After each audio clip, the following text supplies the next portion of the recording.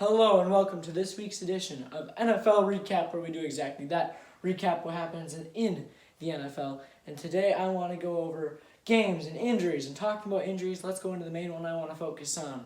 That would be Trey Lance. He had a severe ankle fracture injury, so they will be without him for the rest of the year. Jimmy G took over in this game. As you can see right now, you're watching the 49ers versus Seahawks game. I don't know if we're going to get the part where Trey Lance gets injured or not, but he took over in the game and beat the Seahawks 27-7.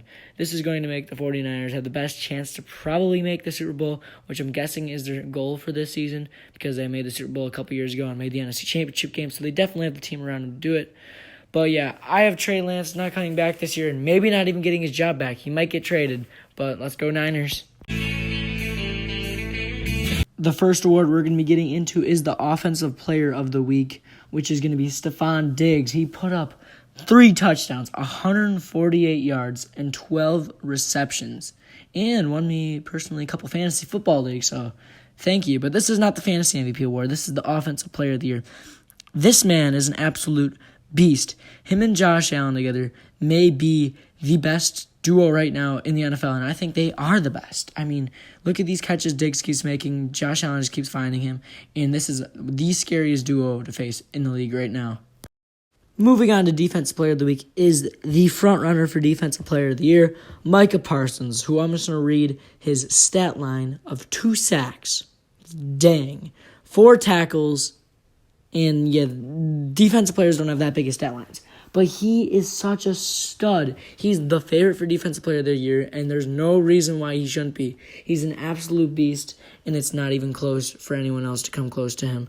Micah Parsons is your Defensive Player of the Week. For Fantasy MVP, there's only really one choice in my eyes, and that is Lamar Jackson. He had an absolutely insane week. Let me read the stat line. 314 passing yards. Wait, I think that's total yards, actually. Never mind. 4 total touchdowns and 42.62 fantasy points, which is really what we're looking for. My bad reading everything backwards. And I have to say total because he's getting over 80 rushing yards and over a touchdown rushing a game. This man, no one else is like him in the league right now. For most disappointing player of the week, it is pretty obvious to me again that it's Dalvin Cook. 17 yards. Oh, let's read his stat line. Oh, no, that's his entire stat line, 17 yards. Let that just sink in for a second. Sorry to anyone who owns him in fantasy. Now, for most surprising player of the week, I'm kind of just going to go Amon-Ra St. Brown. I know it's probably a little bit of a controversial one because think about it. Amon-Ra St. Brown was really going out there and playing like how he played today, pretty much in the end of last season. But, man, he just went off today and made me lose 2 fantasy leagues, so congratulations to me. And for game of the week, I got pretty much the obvious one, Ravens versus Dolphins. It was 42-38, a great game. Really not much you can say. Great comeback by the Dolphins. Both their wide receivers were going crazy, and Lamar Jackson was clearly going crazy, as you can tell by his huge touchdown run he had this game that everyone can't stop talking about. Welcome to a new segment that I like to call Trending Up or Trending Down. Today we have 5 teams that I will be either answering that will be trending up or are they trending down in the rankings. This is not if they lose, they of course trend down, and if they win, they trend up. This is a little bit different. Like the Cardinals, in my opinion, are trending down. They may have won this week, the Cardinals.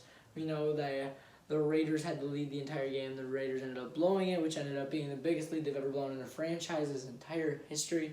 Cardinals really are just not impressing me so far this year. They don't have D-Hop. They just don't have all the weapons they need, and they're just not playing like the Cardinals we saw at the beginning of last year. I mean, they're playing like the Cardinals we saw in the NFC wildcard game, that's for sure.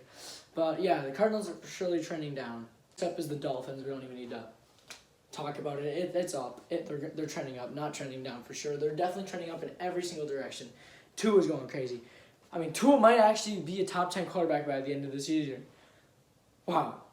That feels weird to say. But yeah, both the receivers are leading yards in the league. I don't know. They're both leading yards for the season. You know what I mean? This doesn't make any sense, but let's just move on. Bengals trending down. I don't really want to talk about it. They lost the Cowboys.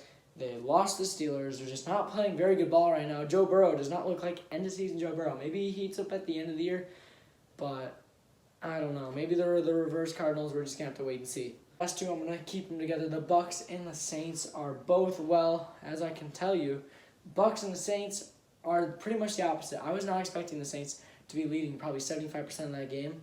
And the Bucs did not look very good. Tom Brady does not look very good. Mike Evans, this team just doesn't sit together.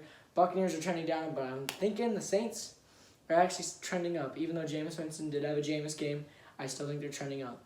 Next thing I want to talk about is who will be the last undefeated team in the NFL. Now that there are only 6 undefeated teams left, we need to figure out who will be the last. The 6 teams that have not lost are the Bills, the Dolphins, the Chiefs, the Eagles, the Giants, and the Buccaneers. Now, the Bills and the Giants will probably both have losses by Week 4 as the Bills play the Dolphins and the Ravens, and the Giants play the Cowboys and the Bears. In Week 5, the Dolphins play the Jets, the Chiefs play the Raiders, the Eagles play the Cardinals, and the Bucs play the Falcons. I think they all win, but 2 close games, the Raiders-Chiefs game and then the Cardinals-Eagles game will be very close. Then in Week 6, the Dolphins play the Vikings, the Chiefs play the Bills, the Eagles play the Cowboys, and the Bucs play the Steelers. Now, that's enough for me to say that the Chiefs, Eagles, and Bucs will all be out of the race because they have so many close games that they will probably lose one, leaving the Dolphins. And let's go through the rest of the Dolphins' schedule. Week 7, they play Pittsburgh. Week 8, they play the Lions. Week 9, they play Chicago. Week 10, they play Cleveland. Week 11, they play Houston. And Week 12, they play the 49ers. So this team may not get a loss till like Week 11 or 12. They have such a weak schedule that I could see them making a run all the way to December undefeated. All right, now, and finally, we have my top 10 list. Not actually my last thing that I'm doing in this video. Wait, it isn't. I knew it. Okay. So we have my top 10 teams. At number 1, we got the Bills. Number 2, we got the Chiefs. Number 3, we got the Bucs. 4, Eagles. 5, Dolphins, even though I was kind of like, we could put them higher, but we could put them lower. I mean, they're definitely higher, but like, I can't put them in front of those 4 teams yet. 6, Rams. 7, Ravens.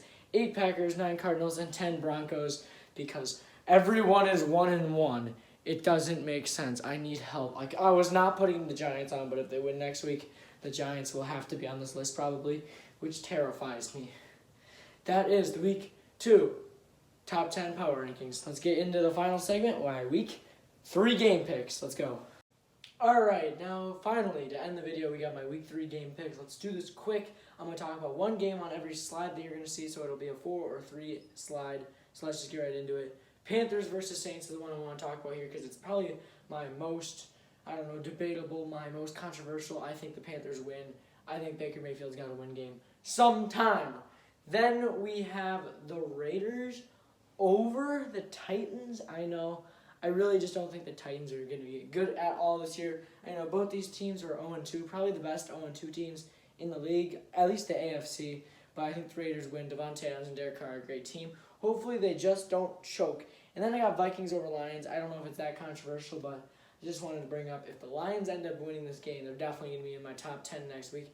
And then finally, we have the 49ers over the Broncos. Now, this is just the most, one that actually matters because all the other games are like Giants, Cowboys on this slide, so no one really cares about those games.